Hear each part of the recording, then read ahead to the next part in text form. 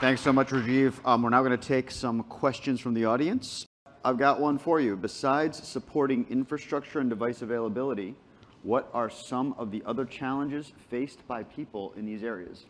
I think that's a good question. I think firstly, it's about cultural intimidation with technology.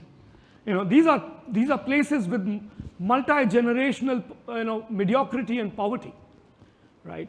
One is intimidation with technology. The other is fear of the unknown. So there is a lot of advocacy needed. There's a lot of education needed. And of course, sometimes the low level of literacy. And then availability of material in the local language, which sometimes can be challenging in a country like India with 28 dialects. So these are some of the challenges.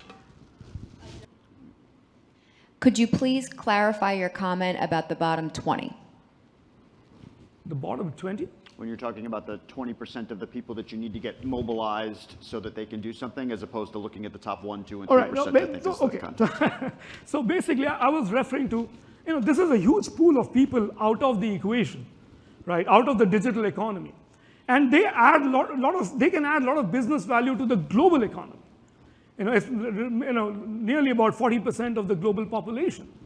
And it's all about how do you make stuff accessible, which large institutions cannot do it. Don't get me wrong. It's not the banks of America, Goldman Sachs, or JP Morgan of the world that can make that happen, because they're not designed for this.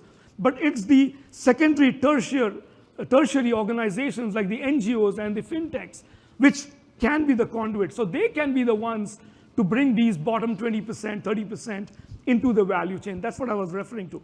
And it's about that integration with these large institutions, working with companies which are close to the grassroots, and then making that happen.